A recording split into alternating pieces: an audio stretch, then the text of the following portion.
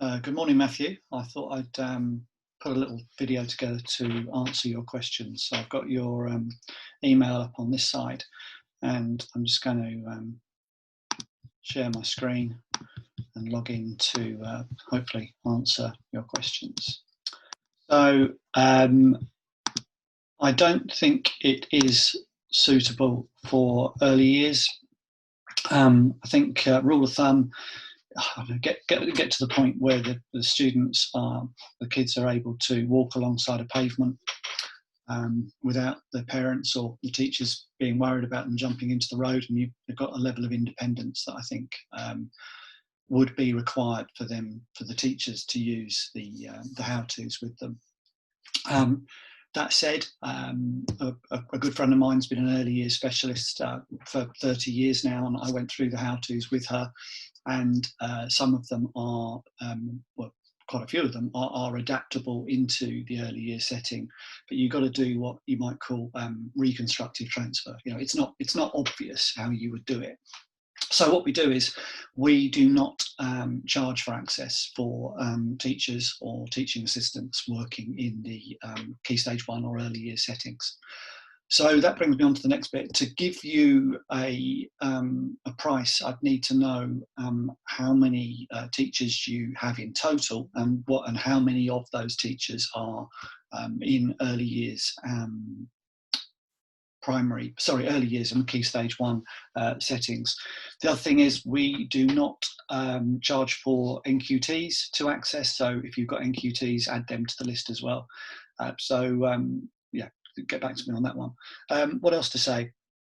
The list of content, yeah, thanks for that one. I need to add that to the FAQs. I don't know if you've seen, but there is a massive FAQs section in the on the Teaching How-Tos page. It's one of the things we did while we were sort of locked down. We sort of went through all the emails we've had over the years and tried to put all the questions we've been asked. But I'm smiling because you've come up with one that we didn't answer. So I need to do that. But what we can do is I'll send you access to a preview account so you can have a good old look at what I'm about to show you. So if we go into the library, the default collection that comes up is called, as you can see, Barriers to Progress. And the reason that's the default is because we wanted to connect teachers to situations, scenarios that they readily recognised in their classroom.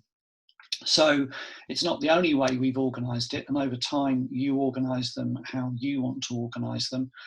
As you know, basically we found that it only takes a minute or so for teachers to connect to something that they think is relevant to them in terms of, you know, the learner behaviours that they're experiencing in their classroom, and they can click through to the solutions. You'll see here that we've got online versions, and the second thing we did during lockdown, and it was something we'd already started in 2019, was looking to adapt the how-tos to being used as part of online teaching. And although, as you've just seen, they've now been integrated into the other collections, you can just view all of the online how-tos by A to Z. I was speaking to an American yesterday, so I'm very conscious of the Z's and S's at the moment.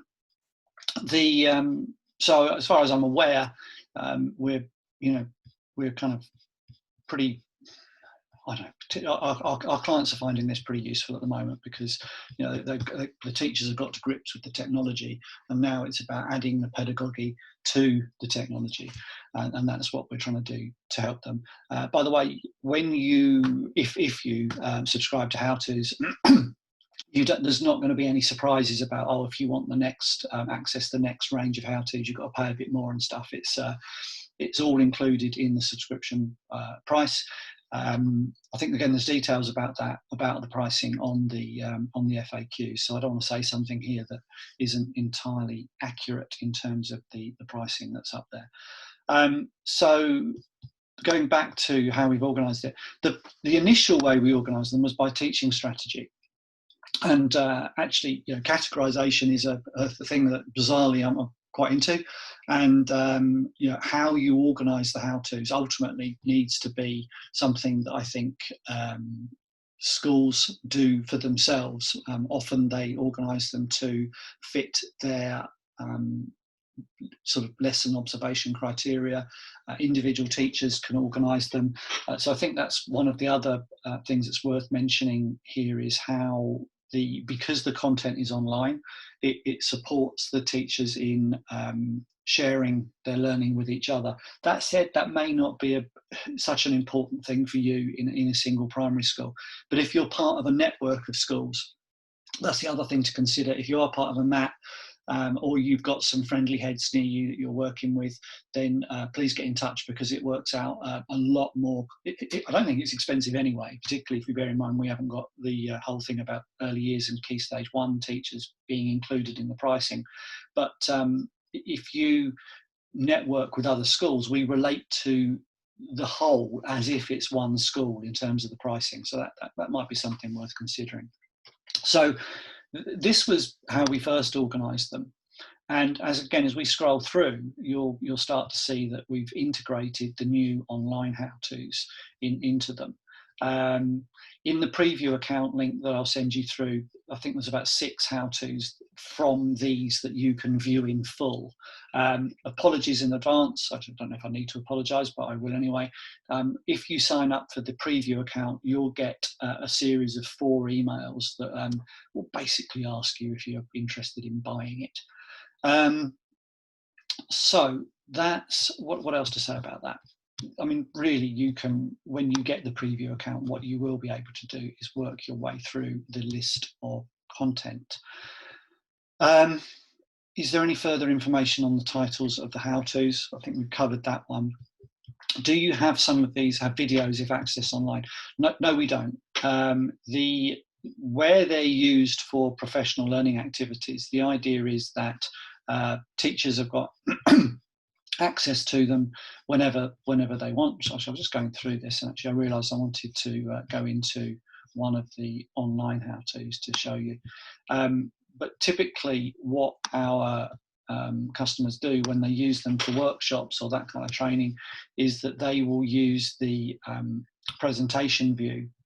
So you'll go into any of the how-tos and then the presentation will come up. We're just in the process of creating the infographics, the one-page overviews for the new how-tos. But we did this one because this enables you then to run sort of a workshop. And basically, once one teacher's applied this to their classroom setting, they could then run like a teach meet session where they go through it and say, this is how I used it. As I go through it, the teachers attending the session would consider how they've sort of used it as well. So no, we don't do videos online. I've covered the bit about limitations to years.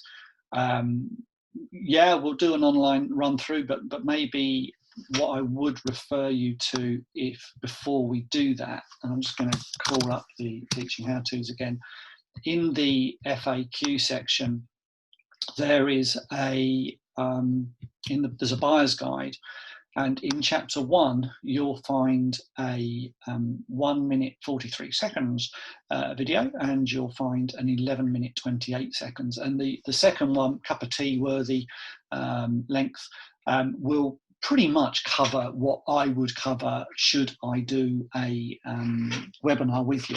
So my experience is it's much more time effective for you and for me if you took a look at these videos, took a look at the buyer's guide before contacting me. And of course I'm happy to speak to you online, but that way we don't spend any time on the webinar doing what we can otherwise cover through an FAQ section. So that's that bit. Thank you for liking the content. I hope I've given you a bit more information about what's available, and I'm not trying to avoid the thing about the cost. I just need to know how not including the NQTs and not including the early years and the Key Stage 1 teachers, what effect that would have on it. Yeah, I think that's it. I'm happy with that. I hope this has recorded. Matthew, difficult times. I hope I find you and your colleagues well up there. I've got a friend teaching in Birmingham, 3 pupils off with COVID, and yesterday a teacher. So I know things are difficult, and happy to help if we can. So get back to me.